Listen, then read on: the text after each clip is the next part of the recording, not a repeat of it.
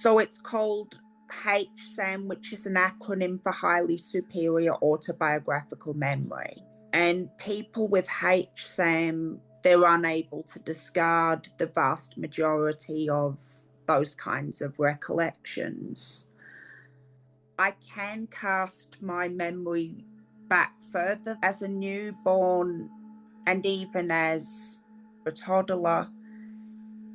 When I'm dreaming, I am aware that I'm sleeping, and I can think to myself, I've had this dream before, I might just change it a little bit. And it's taught me a lot about just the way life works and how every single thing that happens to us, every minute thing, connects to other events which create what's supposed to happen. And it's just being able to see the whole butterfly effect, even with events which may feel negative at the time. Do you, Rebecca, look at this as a blessing or a curse?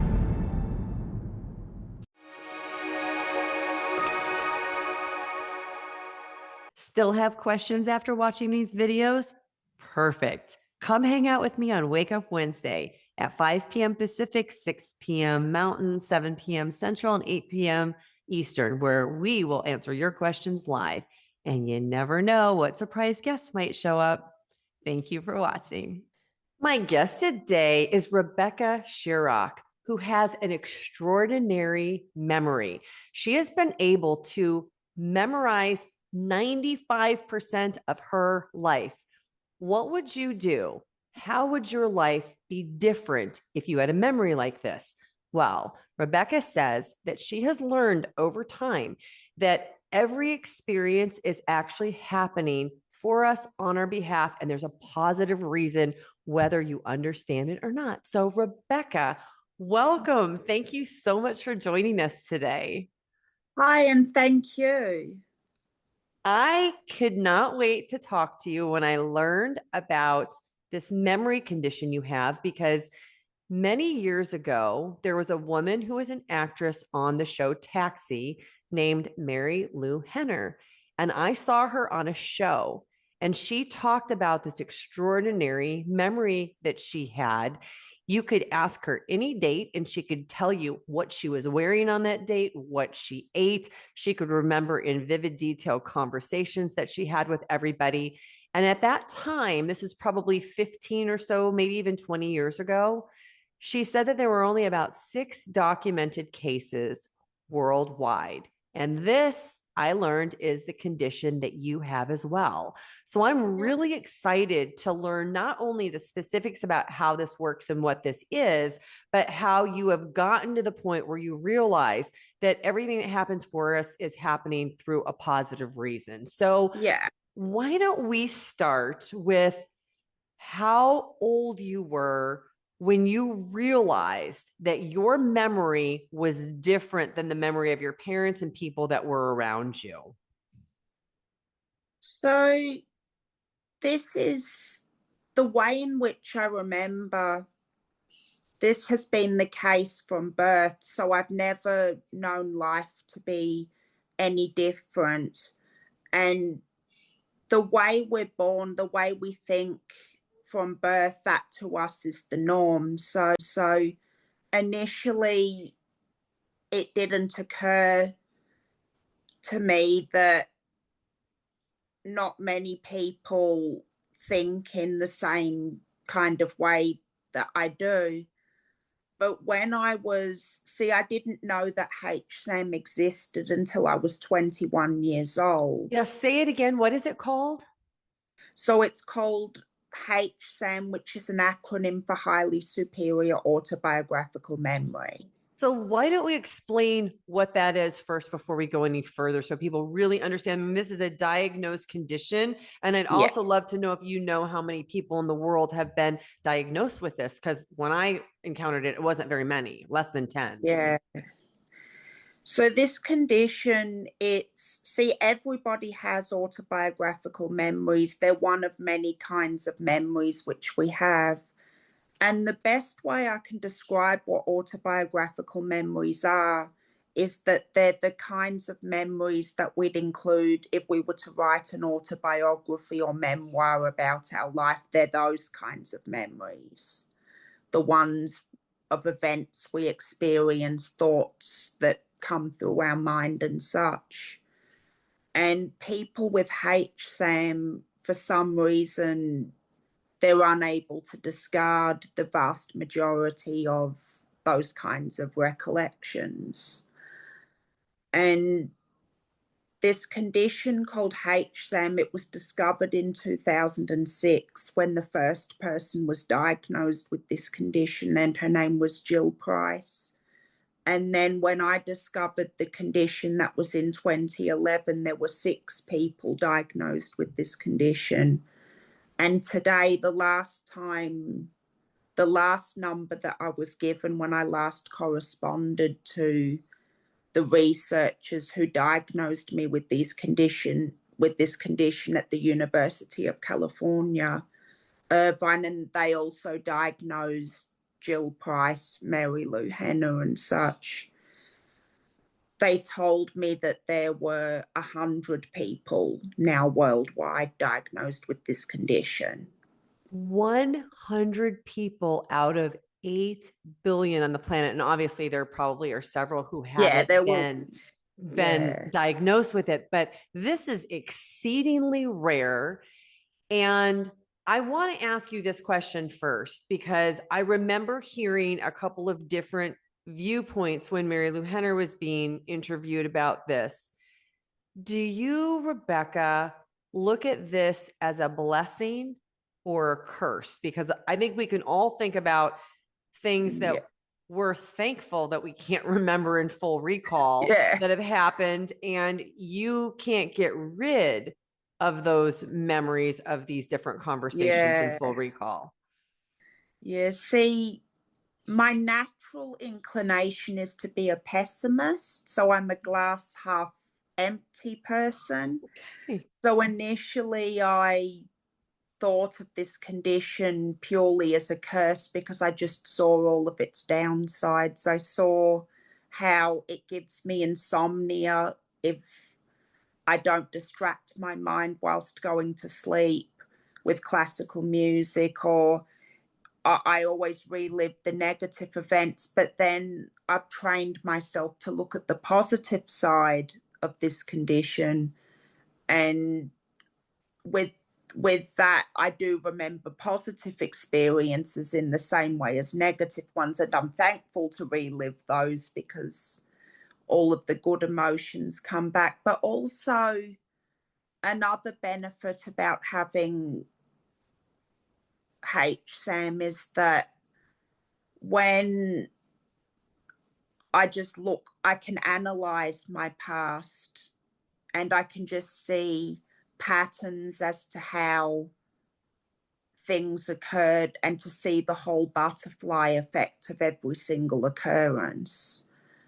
And it's taught me a lot about just the way life works and how every single thing that happens to us, every minute thing, connects to other events which create what's supposed to happen.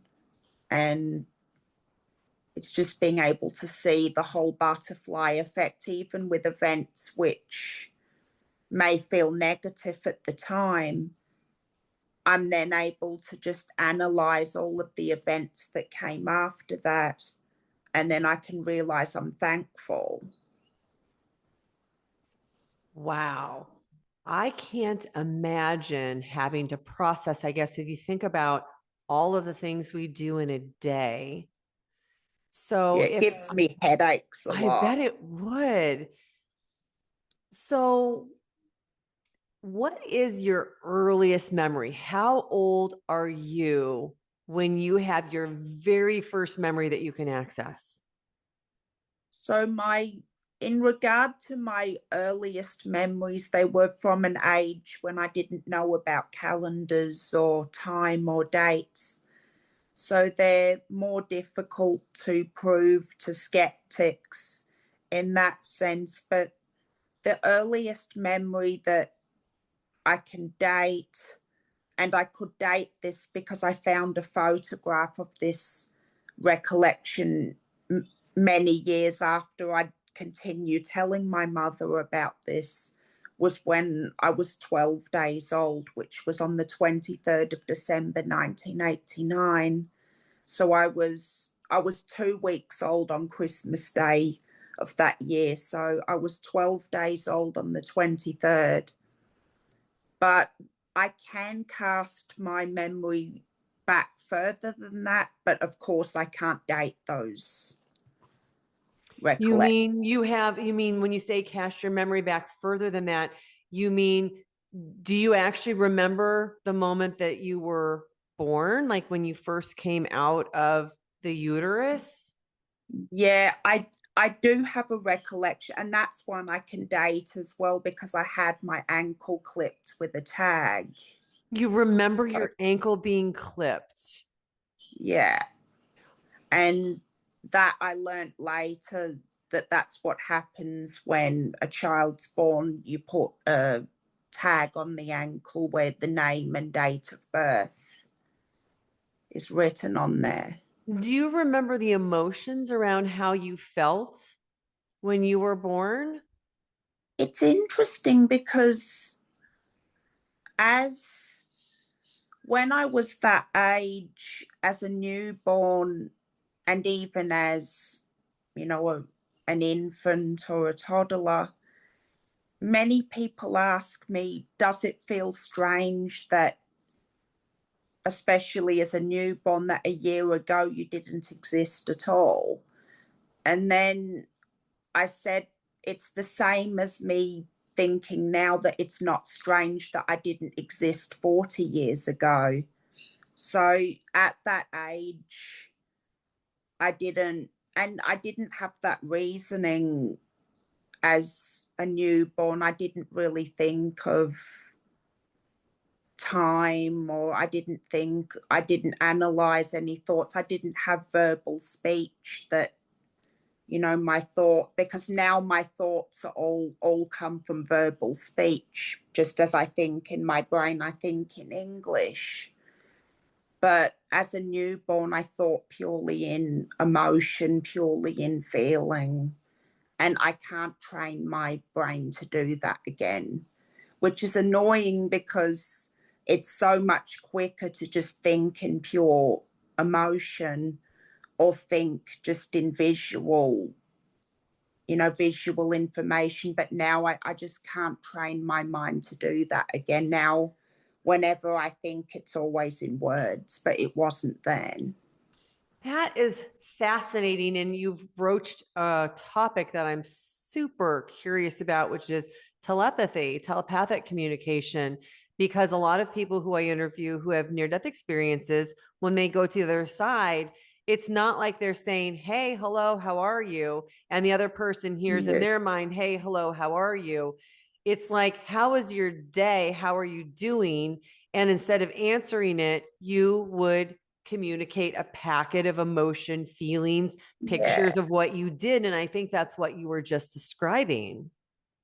Yeah. And it was much quicker to think that way. It was so much easier, but it just, as soon as I learned language, it then became more complicated, and it's slower now than it was then. I'm curious, in that state, when you had these emotional states before you had the language, were you able to communicate with anything else besides like your own thoughts? Like, were you able to communicate with animals or any other children around you who were that age? Do you remember having any type of like telepathic connection where you were having conversations outside of just yourself? So I always knew without words who was my mum and who was holding me, even though I didn't have have the knowledge of what a parent was, then I always knew when it was my mum who was around me, I knew who she was just instinctively. I knew that I had come out of her. I knew that, you know, I didn't know the word mum or mother then, but I knew who she was. And another thing was when I was just in my first year of life, I didn't dream when I fell asleep. I'd just go to sleep and then wake up. But then when I was in between my first and second birthday, which I know I was in between them because it was a cold night and winter comes in between my two birthdays. So I would have been about 18 months old. And that's when I started dreaming. And I was scared initially when I started dreaming because I thought I really was leaving and I was being taken away from home. But then I was able to ask Mum verbally as a 3-year-old, why do you keep taking us to all of these strange places every night? And then she just told me what dreams were. Wow. I've never even analyzed the point in time where we would have dreams or had any thoughts of that. So are dreams also part of your memory that you have of your Yeah, waking day? So you remember your dreams. You remember your dreams the way that I would remember how my day is, because I think most of us have a foggy recollection of the dreams when we wake up, but they're very fleeting, but you are able to somehow hold on to those as memories as yeah, well. yeah. And whenever I'm having a dream as well, I'm usually aware that I'm sleep. You know, when I'm dreaming, I am aware that I'm sleeping, and I can think to myself, I've had this dream before. I might just change it a little bit. Or Well, that's lucid dreaming. So are you saying that you figured out in the dream state how to wake yourself up to change those dreams in the dream state as well? yeah, and when I was 5 years old, because I didn't like when I started dreaming, I didn't like dreaming. And when I was 5 years old, I figured out a way of waking myself up if I was dreaming. What And did you do? so what I did, it sounds strange, but I'd just my dream self, I'd just scrunch my eyes up, and then in the dream everything would freeze frame. And then I'd wake up, but I knew when everything freeze framed, that's when I'd wake up. It's strange just how the mind works. But when I was 3 years old, when Mum told me what dreams were, and she told, because I asked Mum, I said, who takes me to all of those strange places? And she says, your mind does. And at that age, I thought mind was a person. And she said, only your mind can wake you up. So when I had a dream the next night, I was just walking through this place and I kept asking everyone in the dream, where's mind? I want mind to wake me up. And then, and I wrote about this in my book too, this dream. I was then finally told at the end, I was told in this room, mind's here. Mind wants to talk to you. So I went into the room, and what I saw was, it was strange. I just saw this bowl on a table. It was like just a giant black bowl. And then it, like a Transformers figure, it just morphed into a face, but which looks a lot like a Lego face now. And that figure told me that it was mind. And then I said, can you wake me up? But then mine told me, but dreams can be good, because in dreams you can experience all of the good things that you wish for. When you're awake, you can experience them. And then I said, and I didn't fully understand as a 3-year-old. But then mine said to me that I was mind myself. And then I told Mum about this dream when I woke up the next day. And she said that mind is me. Mind isn't another person, it is me.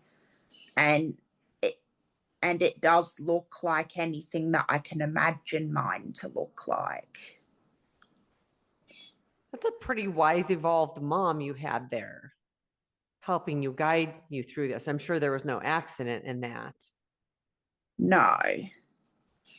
And she said that to me in 3-year-old language at the time, but then she did explain to me when I was much older. She said it could have been because I'd force myself to stay awake because I'd be scared to dream at that age.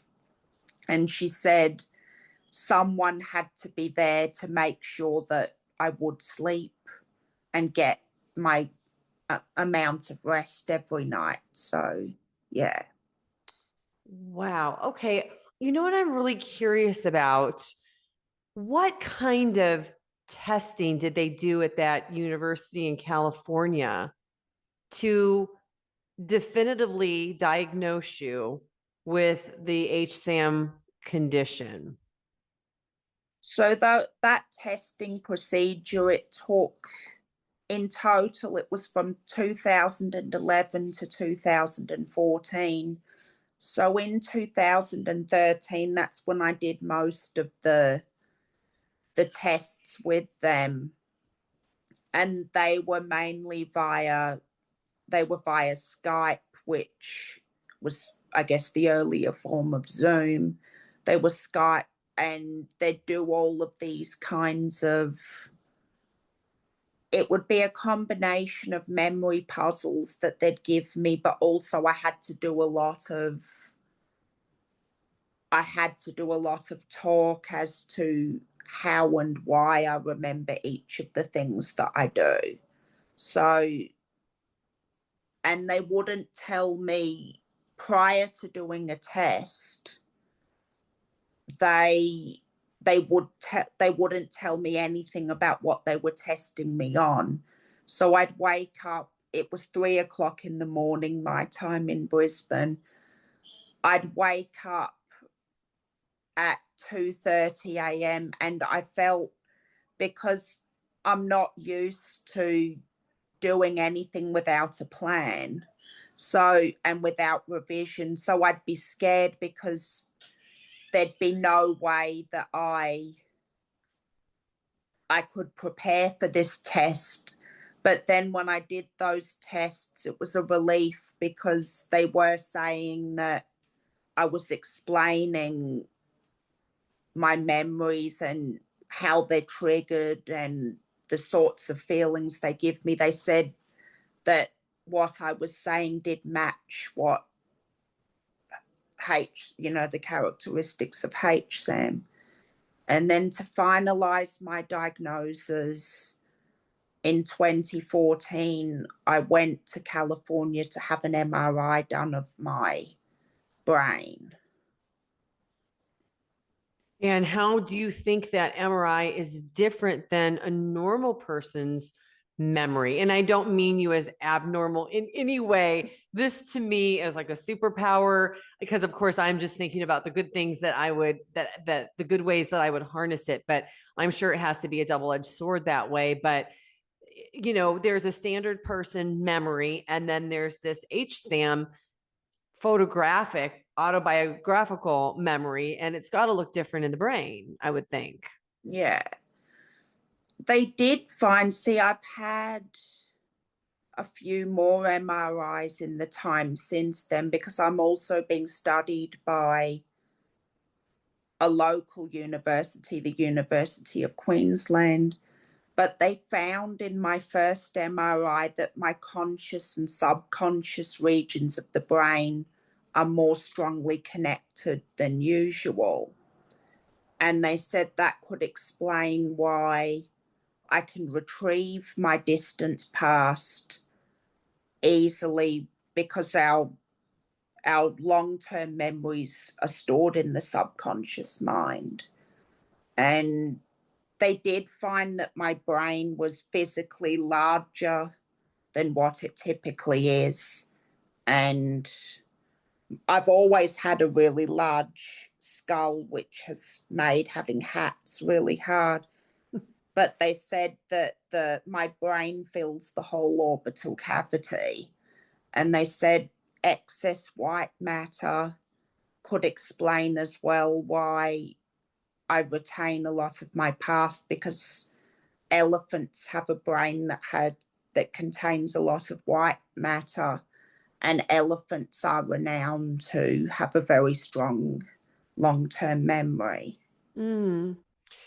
Is there a way that this corresponds or crosses over to intelligence tests and IQ scores, or is this a completely separate area? So it's separate.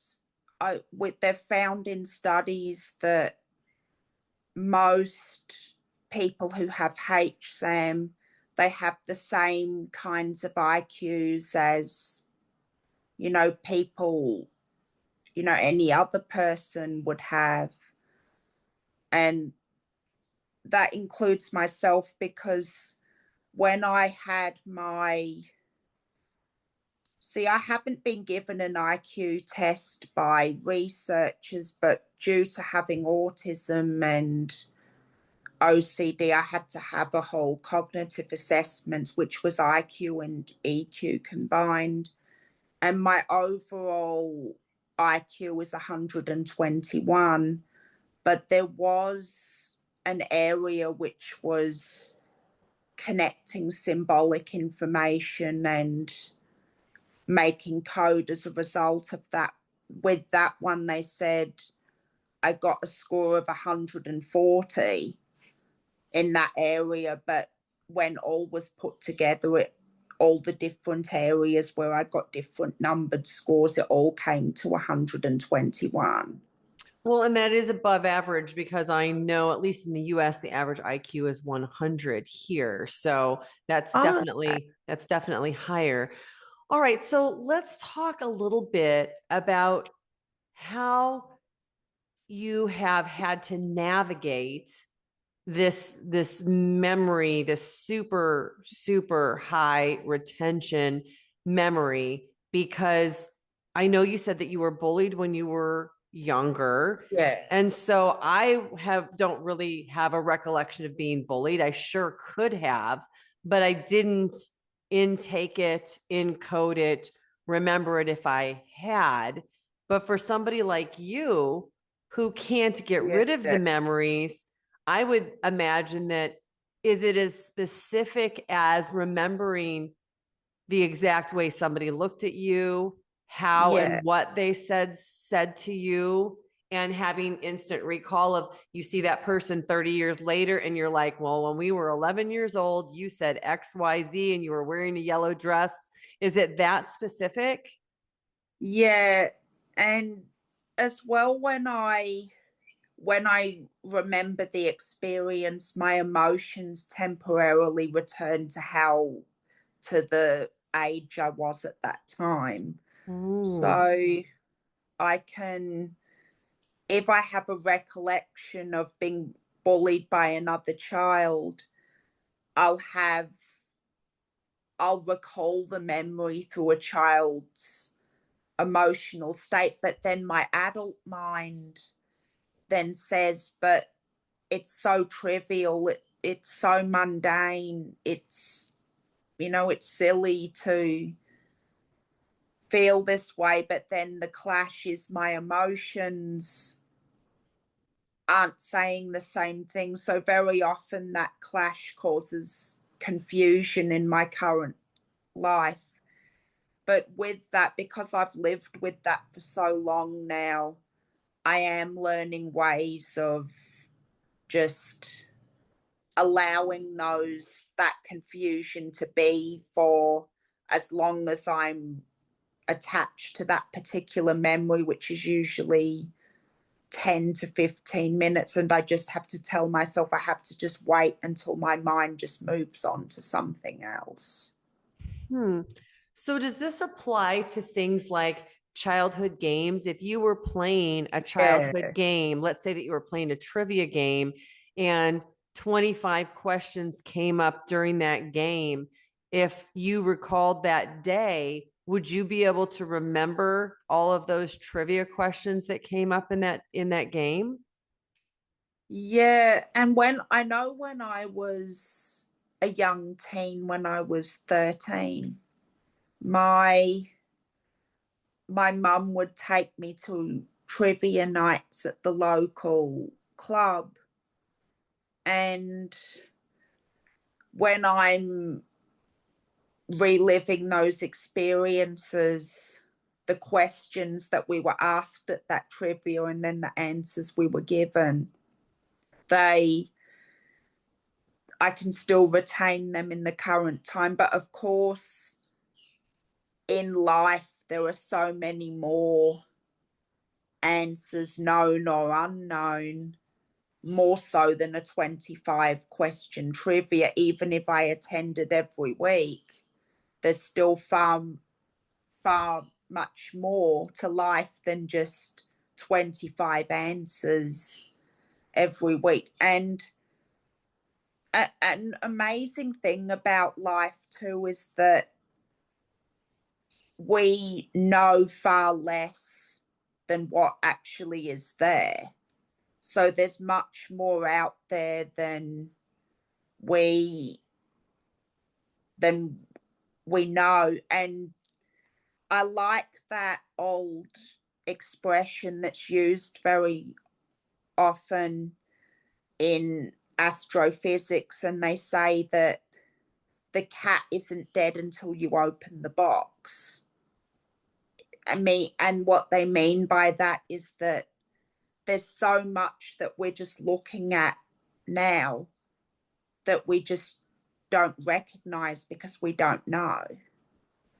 So I think It you're just, explaining Schrodinger's cat, right? This is a quantum physics where yeah, quantum physics on a particle level doesn't react until there's an observer. So the yeah, cat yeah. isn't dead until you look in there and you observe it being And we dead. could be looking at it right. All of these answers, they're right in front of our eyes at this very moment, but we don't recognize it or see it because we don't know. And that's So fascinated me it since I is was a child. fascinating. And it really taps into what you said earlier about you've noticed that there's a butterfly effect, how all of these unseemingly connected actions, events happen. And later, with time and perspective, you're able to tie them Yeah. back together. So, will you explain a little bit more about that and how you think things work from this very, very unique perspective? So I'll begin by saying that there was a documentary that was done about me and my family, just about you know, the life that we have, which has many examples like this. And one of my sisters, and her name's Kylie, she says in a scene, she just says, I've always wished that I could have a time machine and I could go back in time and just correct the mistakes that I've made. But I, when I think about that, and my father said the same thing. If we turn back, if we were to go back in time and change the past, we'd erase that negative event, but then all of the positive experiences which came as a result of it would disappear as well. And my father, he gave me a really good example, because he said his first thought would be to have the time to go back in time and tell his brother to not get on the helicopter which crashed and he died when he was 23. He said at first thought he'd go back and just make his brother not go on that ill-fated crash.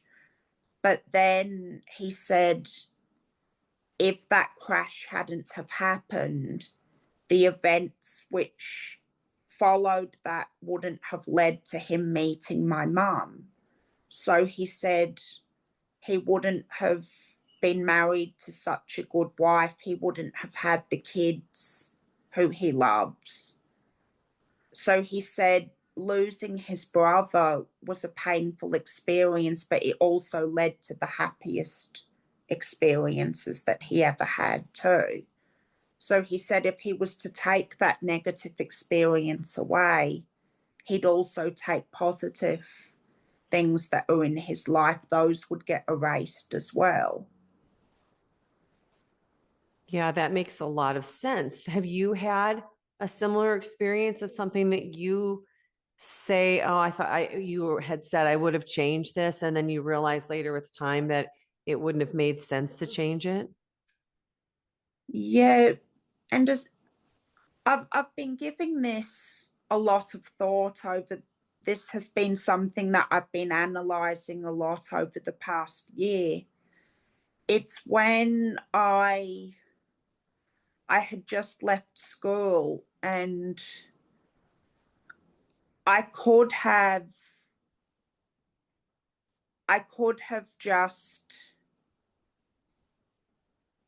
chosen to follow a career path that was more typical and what was expected of me, which was to leave school, to get a typical day job, and to study a course and such.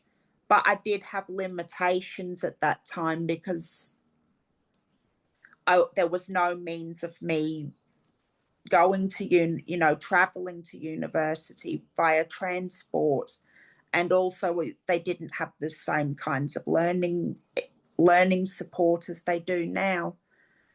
But I've thought very often, I've thought if only my life if only the supports now were available then, I could have had a day job, I could have been earning a higher income, I could have been doing that.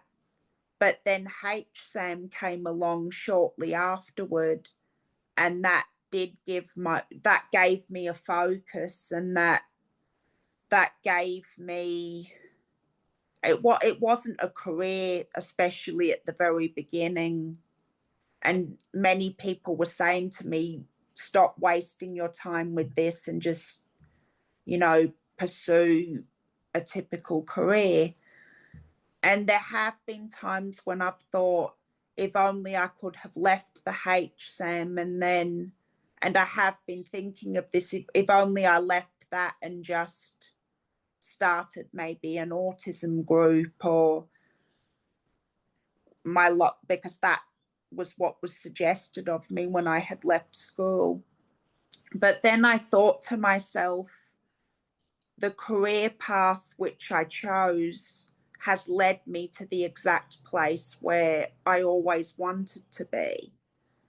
And all of these good things have come in my life as a result of not having the opportunities that I did earlier on. But it ended up being positive because it's given me an opportunity to write books. It's given me an opportunity to speak with many kinds of interesting people on podcasts and shows. And it's true that it isn't, many wouldn't call it a day job because it's not that it makes you an astronomical amount of money, but I have enough where I can enjoy myself. I have enough to sustain my needs, but many would look down upon it. But in truth, it's the exact kind of career that I dreamed of having when I was a child before I got my brain got contaminated with you've got to have a job that is approved of, is considered professional. But when I was a child, I always dreamed of having the job that I have now. And that's how it's just ended up working. And so now I'm happy that my life went that way. Yeah, I bet that makes a lot of sense. Yeah. You said something that really made me think differently, and that was that you used the word, my brain got contaminated. Yeah. And I think that we all go through that. I love Bruce Lipton, who talks a lot about the thoughts and the programming that happens before the age of 7 to 12, where we are the result of the programming that we are fed. And you're an adult now, and you can look back on that. So, how did you realize, wow, I was programmed here and I was programmed there, and change the programs once you understood what had Yeah. happened? Yes. And I found, especially when I was going through school, see, especially high school, I'm able to look back now because it was always, it was, I was in the way it's all set up when you get grades for all of the work that you do. They always say aim for an A plus, aim for the highest mark in the class, and they'd say, so then you could say, I got a B, I got an A. And that to me, it's promoting, it's it's forcing students to be competitive, to feel they have to be the best, they have to be superior to everybody else. So it's teaching us more how to be competitive, not to do things. And it is important to learn. It is important to, to work on ourselves to be the best people that we ourselves can possibly be. But it's not healthy to just do an activity or do any piece of work, not because it both, not because of, it's hard to explain, but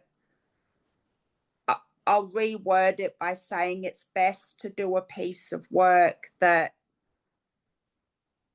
gives us fulfillment. And so it's important for us to do a piece of work that makes us grow as an individual, makes us, improve ourselves to be the best that we ourselves can possibly be. But we must also do an activity where the goal is more to satisfy and impress ourselves more than other people. Wow. That has to be a fascinating perspective that I don't know how many people get to. So, what are some of these areas that you feel like most people aren't aware of that you've uncovered that kind of connect dots that most of us could not make if we didn't have, because we don't have that HSAM's memory ability? So with that, the main thing that I've connected dots with is, how I didn't have the same levels of support early on. And that seemingly at the time took opportunities away from me.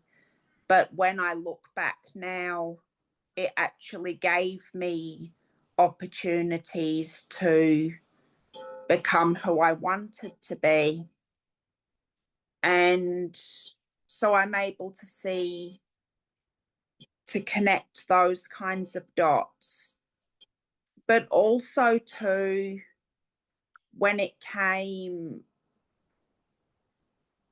to even the fact that when because the university who diagnosed me with the condition that I've got, HSAM, because it was in California, it's given me other interests too, because when I've gone over to California, I've always gone to the Disney parks there. So it's given me new interests.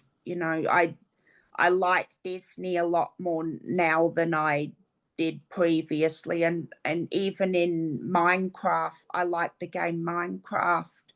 I'm building all of the world's Disney parks. And now I'm familiar with all the movies, all the old Disney movies, all of the Pixar films. So it's expanded my world a little bit from there. So yeah, there are many examples that I can give, but they'd take probably 2 days for me to list every single one of them. But there are many, yeah. Well, what do you think you can share with people to help them in their lives to maybe examine some area that they haven't really connected the dots to?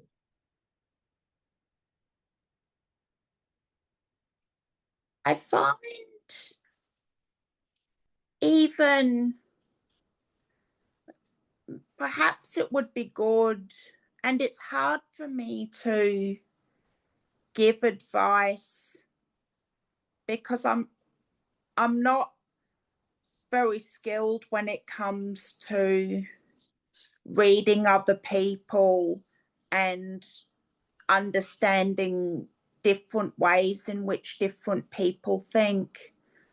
But even the best answer that I could come up with just then was maybe whenever we're going through an experience which seems to be very unlucky at the time, unfortunate, it's painful, even just to remind ourselves, but there's a reason why this will have happened, even if we don't see the good in this now, that the reason that there will be a positive reason for why this happens. Because and this year I've been going through an experience which is very challenging, a family experience, but I just think to myself, everything happens the way in which it is supposed to happen, and it will always be for the best, even if we can't see the benefits in this present time. Sure. And maybe too, if we feel skeptical about that, we could either take mental notes as time progresses as to what that experience led to, even if we have to write them down in a journal, but just to see the pattern as to how everything came into place from that. Because I found that once I began doing that and just seeing those patterns, it's helped me whenever I've been dealing with a painful experience, such as I am now with a family event. it's helping me because I'm thinking to myself, this will work out in a positive way, even if it's stressful at this current time. So once I know with myself, once I began seeing those patterns, it just made life so much easier. Sure, because what you're actually talking about is changing the perception, which is that Yeah, everything is happening to you, when really you've changed it to understand that there's going to be something good that you can't see right now. And that makes it a absolutely. perception of that everything is happening for you. Yes. And that life is just the reason why I firmly believe that the reason why we're living our life is because it's helping us grow in a particular way. And that's why I said when I was talking about school, it is still important to learn. It is still important to grow, but we all have to learn in our own individual way.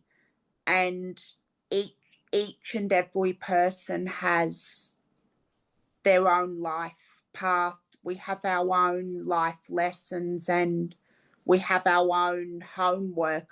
If I could, I think I could put that as we have our own homework to do that is completely individual to ourselves. Do you think that we pick our life experiences before we come here? I firmly believe that. And my mum, she's reminded me of that, many, many times. I And believe that whenever as I well. and whenever I've had a meltdown and I've just all my thoughts come to this, all my feelings come to the surface when I'm having a meltdown and I'm just in tears and I'm saying, I just hate my life. Why was I cursed with this? And mum said, but you chose this life before you were born. She said, before you were born, because it's when I say to myself, I didn't choose to have autism. I didn't choose to have this kind of memory where I'm plagued with the past. But then mum said, but Becky, you would have, before you were born, you chose this life. So you did choose to have autism. You did choose to have HSAM. And there was a dream I had too. This was a decade ago now. And mum reminds me of this dream constantly because I told her about it. And I was in some kind of medieval fair or market. And there was this person who was dressed like an old wizard, a medieval wizard. And he asked me and a group of people around them to put my hand into a bag and pull out a ball. And he said there was one red ball and all of the other balls were blue. And when we all pulled out that ball, we all pulled out our ball. Everyone else got a blue ball, but I got the red one. But I was disappointed that I got the red one. But the people around me said we wanted the red bowl, not the blue bowl. So then I said to someone here, you can swap with mine because I don't want the red, but I want to have what everyone else has got. But then the wizard firmly tapped me on the hand and said, no, you can't redraw once you've picked your bowl. You're stuck with the one that you picked. So mum reminds me of that dream a lot when I say, why can't I just have a normal life? Why can't I just be like everybody else? And mum said, but you picked out that red ball. Wow. It's all a mystery, and it's one of those things that would be right in front of our eyes, but we just cannot fully see yet. I'm glad you shared that. That's beautiful. So, Rebecca, based on your experience with this memory that you have, what do you want to leave everybody with? What do you want everybody to know that they probably don't understand without having the ability to tap into their entire life's memories over a large span of time? Perhaps because I've covered so many of the main things, but maybe, as I was saying earlier, just thinking to ourselves, because this is a major part of my own life, where when I'm going through a difficult situation in the present moment, just thinking to myself, everything will happen the way in which it is supposed to. Future experiences will explain this, even if I can't see it now. And that's a major thing that I myself have to learn. And also that everything happening the way in which it is supposed to. I know with my obsessive compulsive disorder, that's another diagnosis that I've got. I need to be in control all the time. I need to know what's going to happen in advance, and I need to know and then have a feeling to just change and alter that to how I myself would prefer it to be. But I have to just let go. And I've learned this from just seeing the way memories, just the pattern and the butterfly effect works, that it's best to just not try and control my fate or my destiny, because heaven, or, you know, I could say the best word I could describe, maybe God, there's that expression, God knows best. So it's best that, and that goes back to as well what my dad told me about if he were to go back in time and stop his brother from getting onto that ill-fated helicopter ride, it would change his whole destiny, and he wouldn't have ended up where he enjoys to be now. You wouldn't even be here having this conversation. No. Well, thank you so much for sharing that. Well, I would imagine that people who are watching want to know where they can watch your documentary and where they can find your book. So tell everybody where they can connect with you. So with the documentary, currently that's only streamed in Australia. It's on Oh, SBS On Demand. we do But have we do have people definitely in Australia watching the show. So still go oh ahead and yeah, say, yeah. yep. So that's on SBS On Demand. I think it's still on Doc Play as well. That's another streaming platform which streams documentaries. But yeah, and it's called Because We Have Each Other. Hmm. And then my book, that's currently available. It's not available yet in digital form, but it's available in paperback. And that's on the it's by Echo Books. So it's on their website, but it's also available on several other sites like Barnes and Noble, Nile, Fish Pond, and such. And Okay. that's called My Life is a Puzzle.